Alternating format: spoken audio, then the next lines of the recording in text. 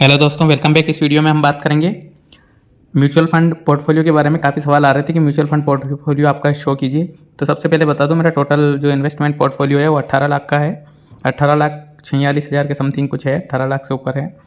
तो ये कैसे मैंने अचीव किया? अभी 27 मेरी एज है और जॉब कर रहा हूँ मैं पिछले 2-2.5 साल से। 50,000 जो है सैलरी है मेरी, 50K सैलरी में कैसे 2.5 साल में मैंने 18 लाख का कॉर्पस बनाया है, इसी के बारे में इस वीडियो में चर्चा करेंगे। और इन्वेस्टमेंट और ट्रेडिंग में से क्या चूज़ करना चाहिए उसके बारे में भी थोड़ी सी बात करेंगे, कौन सा ज़्यादा फ़ायदेमंद रहेगा। तो सबसे पहले तो ये बता देता कि 18 लाख का जो पोर्टफोलियो है ये कहाँ कहाँ पे हमारा एलोकेटेड है। तो सबसे पहले मैं आप रिलेट कर पाएंगे, एक मिडिल क्लास बॉय हूँ जिसकी जस्ट अभी 2-2.5 साल पहले जॉब लगी है और अभी 50K सैलरी मिलती है। तो उसमें से मैं खर्चा काट के 15,000 के समथिंग का खर्चा निकाल के, क्योंकि जस्ट मैरिड हूँ तो हस्बैंड वाइफ दोनों रहते हैं तो ज़्यादा खर्चा है नहीं। एक घर है और 7,000 उसका रेंट जाता है। उसके अलावा 5,000 ग्रोसरी का चला जाता है, 1,000 पर मंथ मूवी वगैरह में, 1,000 पर मंथ बाहर डिनर वगैरह में चला जाता है। इससे कुल मिला के 15,000 के आसपास हमारा पर मंथ का खर्चा हो जाता है। और 50,000 टोटल सैलरी है, तो अराउंड 35K, 30 से 35,000 हर महीने में इन्वेस्ट कर रहा हूँ और उसी से ये 18 लाख का कॉर्पस बना है। तो डिटेल से बात करते हैं। सबसे पहले आ जाते हैं म्यूचुअल फंड पोर्टफोलियो पे। डिटेल इसी पे रहेगी अपना मेन फोकस। 9,46,000 का जो है पोर्टफोलियो है। तो स्टॉक और म्यूचुअल फंड में मैं 90-10 का रेशो रखता हूँ। 90% म्यूचुअल फंड में और 10% स्टॉक में। तो स्टॉक में कैसा रिटर्न है वो भी आपको दिखाएंगे अभी, पिछले 1-1.5 साल में कैसा क्या रिटर्न दिया है स्टॉक्स ने। और म्यूचुअल फंड का आप लोगों के सामने है, अभी 6 लाख इन्वेस्ट किए थे, 6,72,000 और 9,46,000 अभी करंट में शो कर रहा है। कौन कौन से फंड है उसकी बात कर लेते हैं थोड़ा सा। निपॉन इंडिया स्मॉल कैप, यहाँ पे देख सकते हैं आप, 67,000 इन्वेस्ट किया था, 1,25,000 अभी है। 2 साल से थोड़ा सा ऊपर टाइम इसको हो गया है, तो ऑलमोस्ट डबल है, 2.25 साल हुए हैं। दूसरे इन्वेस्टमेंट की बात करें सेकंड की, तो SBI स्मॉल कैप में ये देख सकते हैं आप, 84,000 इन्वेस्ट किए थे, 1,19,000 है। तो अभी ये दोनों फंड में जो है लमसम अभी अलाउड नहीं कर रखा है, तो SIP के थ्रू ही इन्वेस्टमेंट जा रहा है इनमें। और बाकी मोस्ट ऑफ फंड्स में मेरा लमसम के थ्रू इन्वेस्टमेंट जाता है, मतलब 5,000 SIP जाता है। बाकी मेरे पास जितना अमाउंट पड़ा होता है वो मैं इन्वेस्ट कर देता हूँ लमसम के थ्रू। क्वांट स्मॉल कैप में अभी मैंने इन्वेस्ट करना शुरू किया था रिसेंटली, 3-1 महीने हुए होंगे। तो 96,000 इन्वेस्ट हुआ है, 98,000 अभी करंट में इसकी वैल्यू है। तो 3 ही महीने हुए, तो अभी कोई वैल्यू इसकी बताएगा नहीं चाहता। क्वांट में मैंने इतनी लेट इन्वेस्ट क्यों किया? क्वांट में मैंने पहले इन्वेस्ट किया था 1-1.5 साल पहले, तब 1,000 इन्वेस्ट किया था। बट उसमें मेरा जो पोर्टफोलियो उसमें नाम की थोड़ी मिस्टेक थी, उस नेम को करेक्ट करने में मुझे काफ़ी टाइम लग गया और वो करेक्ट नहीं हो पाया क्योंकि एफिडेविट वगैरह सब कुछ मांगते हैं। फिर डायरेक्ट क्वांट के थ्रू मैंने जब पोर्टफोलियो क्रिएट करना चाहा तो वहाँ पे कैन जनरेट होता है और कैन जनरेट होने में भी काफ़ी दिक्कत आई है। तो फिर एटलीस्ट मेरा कैन जनरेट हो गया। और ये कैंसिल चेक वगैरह भी मांगते हैं जो आप क्वांट की वेबसाइट पे जाके आप पोर्टफोलियो क्रिएट करेंगे। तो इस तरीके से ये जर्नी रही है। बाकी निपॉन के, SBI के, इन सब के फिजिकल ऑफिस में मैं पर्सनली जाके आया हूँ, निपॉन के ऑफिस में भी जाके आया हूँ। तो इन लोगों का अच्छा रिस्पांस रहा है, बहुत अच्छे से, निपॉन वालों का बहुत अच्छे से रिस्पांस रहा है। SBI स्मॉल कैप में भी मैं रिलेशनशिप मैनेजर से मिला था मेन SBI ब्रांच में, तो वो भी बहुत अच्छा सा कोऑपरेटिव कर रहे थे यहाँ पे। कुछ लोग यहाँ पे कहेंगे कि इतने स्मॉल कैप फंड लेने की क्या ज़रूरत है, सेम फंड इतने हो गए और स्मॉल कैप का तो एक ही फंड काफ़ी है। तो ये मेरा पर्सनल एक्सपीरियंस है कि जैसे कि मेरे को क्वांट में नेम की दिक्कत आई थी, तो मैंने क्वांट में नेम चेंज करवाने के लिए जो है प्रोसीजर किया। समझ लो उसी टाइम पे मेरे को अगर फंड की ज़रूरत हो जाती, मैं रिडीम करता, तो क्वांट से रिडीम हो नहीं पाता क्योंकि पहले वो नाम मेरे को सही करवाना पड़ता, उसके बाद रिडीम होता। तो ऐसी दिक्कतें आ जाती है, इसलिए 2-3 फंड होते हैं। तो क्वांट में अभी कोई प्रोसेसिंग में है कोई डॉक्यूमेंट, तो छोड़ दीजिए, आप SBI से विड्रॉ कीजिए या निपॉन इंडिया से विड्रॉ कीजिए। सिंगल क्लिक में आपका फंड विड्रॉ हो जाता है। यहाँ पे मैं खोल के भी बताऊँगा, तो आपको निपॉन इंडिया में जाए, डायरेक्ट रिडीम के बटन पर दबाइए और आपका फंड बैंक अकाउंट में आ जाएगा। चार्ज भी बहुत मिनिमल कटता है, बहुत ज़्यादा चार्ज नहीं कटता है। बट जो फंड आपके पास आएगा वो उस पर लॉन्ग टर्म प्रॉफिट गेन और शॉर्ट टर्म प्रॉफिट गेन आपका लगेगा। अगर वो 1 लाख से ज़्यादा है तो लॉन्ग टर्म कैपिटल गेन उस पर लगेगा। तो वो बात है। लॉन्ग टर्म इन्वेस्टिंग की यहाँ पे बात करें हम, तो 2 साल में 40% का मेरे को लगभग रिटर्न बन के दिया है यहाँ पे। वो भी SIP के थ्रू जमा किया है, यानी सारे फंड की मानो तो 1 साल ही टाइम हुआ है, क्योंकि इन्वेस्टमेंट पर मंथ के हिसाब से किया है।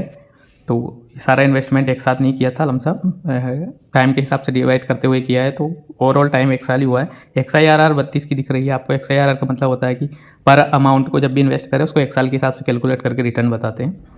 तो लॉन्ग टर्म वाले का एक व्यू है यहाँ पे कितना लॉस दिख रहा है आपको 11,000। इसको नोट करना, जब मैं एनपीएस का बताऊंगा तब भी आपके साथ ये चीज़ शेयर करूँगा। 11,000 का लॉस दिखा रहा है, ये अप डाउन होता रहता है हर रोज़। ये 2,74,000 का प्रॉफिट जो हुआ है या 9,46,000 को पोर्टफोलियो बनाए, ये डायरेक्ट नहीं बनाए। 11,000 माइनस होंगे, फिर 15,000 प्लस होंगे, फिर 4,000 माइनस होंगे, ये चलता रहेगा। लॉन्ग टर्म वाला इसकी टेंशन नहीं लेता है। चलो म्यूचुअल फंड के बाद चलते हैं स्टॉक पोर्टफोलियो। जी हाँ, ये खुल गया हमारा स्टॉक पोर्टफोलियो। स्टॉक में 84,000 इन्वेस्टेड है, 1,05,000 करंट वैल्यू है। तो मैंने जैसे ही बताया था कि वहाँ पे 9 लाख इन्वेस्टमेंट है, यहाँ पे 1 लाख है, तो वही 9-10 का रेशो है जो मैंने आपको बताया था वैसे ही। तो यही मैं मेंटेन करके रखता हूँ ये रेशो। स्टॉक में 25% का रिटर्न, अभी 21,000 का रिटर्न ये बता रहा है, और 50,000 का रिटर्न मैंने पहले बुक कर लिया है इसी पोर्टफोलियो से। तो उसका P&L मैंने आपको वीडियो में डाल रखा है, जो देखना चाहे वो जाके देख सकते हैं। अब यहाँ पे बात करें हम कि रिटर्न कैसा क्या है स्टॉक में, तो स्टॉक में रिटर्न देख लीजिए। यहाँ पे देख लीजिए RVNL का रिटर्न आप देखेंगे तो 1400% का रिटर्न दिखा रहा है, और PNB का 241% का, ये 1.5-2 साल का रिटर्न है सारा। जनरल इंश्योरेंस का 236% है, शिपिंग कॉर्पोरेशन का 234% है। अभी हाँ, हमने रेनेसेंस ग्लोबल का वीडियो बनाया था एनालिसिस का, और वो भी आप देखेंगे तो काफ़ी अच्छा रिटर्न 90%, 100% के आसपास रिटर्न उसने 3 महीने में दे दिया है। तो इस तरीके से सारा रिटर्न है, और काफ़ी सारे मैं स्टॉक होल्ड किए हूँ, क्योंकि कैपिटल 1 लाख का ही, इसलिए शेयर 5-10 ही आ पाए हैं। इतने ही शेयर मैंने परचेस किए हैं, क्योंकि मेरा कैपिटल 1 लाख का ही है। जब वहाँ म्यूचुअल फंड का 1 करोड़ का हो जाएगा तो स्टॉक पोर्टफोलियो भी मैं 10 लाख तक बढ़ा दूँगा। तो ये मेरा 90-10 और 10 का रेशो है, ये हमेशा रखूँगा। अमाउंट के टर्म में बात करें तो आप देख सकते हैं कि इस तरीके से है। 30 रुपये का PNB का शेयर 103 हो चुका है, रेल विकास 31 का 477 हो चुका है, जनरल इंश्योरेंस 115 का 387 हो चुका है, शिपिंग कॉर्पोरेशन 70 पे खरीदा था, 235 पे चल रहा है। तो ये सब 1.5-2 साल का रिटर्न है। अब बात करते हैं हमारे थर्ड इन्वेस्टमेंट यानी NPS की। तो यहाँ पे हमारा NPS का अकाउंट खुल चुका है। तो इस तरीके से 7,89,988 यानी करीब करीब 7,90,000 NPS में टोटल हमारा इन्वेस्टमेंट है। तो ये कल की डेट में 7,93,000 था, अब 7,90,000 हो चुका है। तो 3,000 का लॉस इसमें भी हुआ है। लॉस क्या बोलो, जो रिकवरी हुई है। तो यहाँ भी देख सकते हैं कितना सेफर होता है NPS। म्यूचुअल फंड में 11 डाउन हुआ है हमारा पोर्टफोलियो, और यहाँ पे कितना डाउन हुआ है, यहाँ पे 3,3200 लगभग इतना ही डाउन हुआ है। तो ये क्यों होता है कि इसकी डिटेल की बात करते हैं डिटेल में अब। तो स्कीम वाइज मैं रिटर्न बता देता हूँ। यहाँ पे आपको बता देता हूँ मैं कि मेरा NPS में रिटर्न 14-15% आता है।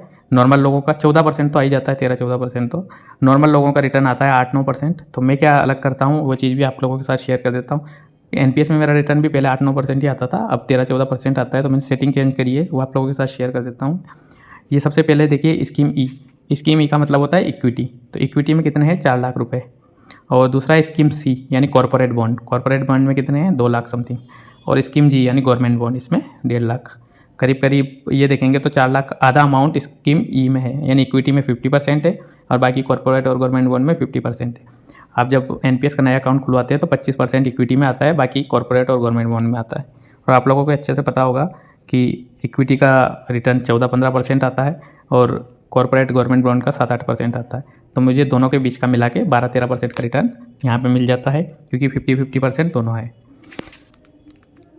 अब यहाँ पे टोटल करके देख लेते हैं। 1,05,000 हो गया, राउंड फिगर में ले रहा हूँ मैं। 1,05,000 हो गया डायरेक्ट स्टॉक में जो इन्वेस्टमेंट है। 9,46,000 हो गया जो म्यूचुअल फंड के थ्रू इन्वेस्टमेंट है, और 7,90,000 हो गया जो कि NPS में इन्वेस्टमेंट है। तो टोटल हमारे पास करीब 18,41,000, 18,40,000, 41,000 इन्वेस्टमेंट हो चुका है 27 की एज में, और 2.5 साल की जॉब में, 2.5 साल की सर्विस में 18,40,000 का इन्वेस्टमेंट पोर्टफोलियो हमारा हो चुका है। और सैलरी मैंने बताई थी आपको, 50K की मेरी सैलरी है, जिसमें से 30 से 35,000 जितने भी मैं बचा पाता हूँ इन्वेस्ट करता हूँ, 30,000 35,000। तो ये एक्चुअल में 18 लाख इन्वेस्टमेंट करके हमने क्या हासिल कर लिया, उसका छोटा सा एग्जांपल देखने के लिए हम चलते हैं SWP कैलकुलेटर पे। तो यहाँ पे मैंने क्लियर टेक्स का SWP कैलकुलेटर खोल लिया है। यहाँ पे हम अमाउंट डाल देंगे जो भी हमारे पास करंट में मेरा बैलेंस है, 18,40,000 टोटल इन्वेस्टमेंट है, वो डाल दिया है। अब यहाँ पे से मान लीजिए कि आज ही मैं रिटायर होता हूँ, और मैंने खर्चा बताया आपको 15,000 रुपये पर मंथ का मेरा खर्चा है। तो 15,000 की मैं SWP कल से ही चालू कर देता हूँ, कल ही अकाउंट में आ जाएंगे, ठीक है। इन्वेस्टमेंट का रिटर्न वही 14-15% का रहेगा। टेन्योर में मान लेता हूँ कि अगले 20 साल तक मैं ये अपना पोर्टफोलियो चलाता रहूँगा। तो 20 साल में यहाँ पे देख लीजिए, ये 20 साल का मैंने डाल दिया है। अब हम जब देखेंगे इसको कि टोटल वैल्यू कितनी होती है, तो आप यहाँ पे देखिए मान लीजिए मैं 15,000 की पेंशन आज से लेना शुरू कर देता हूँ और इसको 20 साल तक लेता हूँ, तो 20 साल बाद मेरा जो पोर्टफोलियो है 18,40,000 का बढ़ के हो जाएगा 1 करोड़। और वो भी तब जब 15,000 की पेंशन में आज से शुरू कर देता हूँ। ठीक है, तो एक तो ये सिनेरियो हो गया कि मैं आज के बाद कोई इन्वेस्टमेंट नहीं करता हूँ, 27 साल की उम्र में रिटायर हो जाता हूँ और 15,000 की पेंशन आज से चालू कर देता हूँ। बट आप भी जानते हैं कि 15,000 में खर्चा तो चलता नहीं है, तो 15,000 बहुत छोटा अमाउंट है। तो दूसरा सिनेरियो देख लेते हैं। अभी मैं करंटली जॉब कर रहा हूँ, तो मुझे पेंशन की तो ज़रूरत है नहीं, क्योंकि मेरे पास सैलरी आ रही है। बट हाँ, हो सकता है कि मैं आगे इन्वेस्टमेंट नहीं करना चाहूँ, मैं सारे के सारे पैसे जो खर्च करना चाहूँ, एंजॉय करना चाहूँ। तो इस हालत में ये 18,40,000 रुपये जो अभी इन्वेस्टमेंट है आज की तारीख में, आज की तारीख बताऊँ तो अक्टूबर 2024 चल रहा है, ये 2 करोड़ 94 लाख, यानी करीब करीब 3 करोड़ रुपए फिर भी 20 साल बाद बन जाएंगे 47 की उम्र में। अब मैं मान लेता हूँ कि इसको रिटायरमेंट की एज तक ले चलते हैं हम। इसी इन्वेस्टमेंट को रिटायरमेंट की एज तक कैलकुलेट करते हैं, तो कितना अमाउंट होता है रिटायरमेंट पे? होता है 11 करोड़ 90 लाख रुपए। तो क्यों लोग पेंशन की आस करते हैं, क्यों लोग दूसरे पे डिपेंड होते हैं कि हमें पेंशन मिलेगी तब हमारा काम चलेगा? भाई साहब, केवल 2.5 साल के इन्वेस्टमेंट से मेरा पोर्टफोलियो 11 करोड़ का हो रहा है। इससे अगर मैं रिटायरमेंट पे 60 साल की उम्र में जब सर्विस से रिटायर होंगे, तब अगर SWP चालू करेंगे तो 11 लाख पर मंथ की पेंशन मिलेगी। इतनी पेंशन कोई नहीं देता, कहीं नहीं मिलती। तो 11 लाख पर मंथ की पेंशन मिल जाएगी केवल 2.5 साल की इन्वेस्टमेंट से। जॉब लगने के बाद 2.5 साल जो इन्वेस्टमेंट की है उससे मेरे को रिटर्न मिलेगा 11 लाख रुपए पर मंथ की पेंशन। उसके साथ पेंशन के साथ साथ 11 करोड़ का कॉर्पस भी मिलेगा। यानी किसी भी इमरजेंसी में है, एजुकेशन के लिए बच्चों को बिजनेस के लिए देना है, अपने को खुद को घूमना है, जो भी करना है वो सब कर सकते हैं इसमें। तो ये सिनेरियो भी इंपॉर्टेंट है, ध्यान रखना जरूरी है। अभी ये आपको कैलकुलेटर में दिख रहा है, इसको रियल लाइफ में कैसे इंप्लीमेंट होता है ये हम पूरा का पूरा आपको चैनल पे A to Z बताएंगे लाइव में। अगले महीने जितना मेरा पोर्टफोलियो होगा फिर आप लोगों के साथ शेयर करूंगा, फिर अगला महीने जितना पोर्टफोलियो होगा फिर आप लोगों के साथ शेयर करूंगा। देखेंगे कि जैसा कैलकुलेट हो रहा है कैलकुलेटर में वैसा रियल लाइफ में हो पाता है कि नहीं हो पाता है। तो मेरा तो जो बोलते हैं ना दृढ़ विश्वास जो होता है वो है कि मैं इसको अचीव कर लूँगा।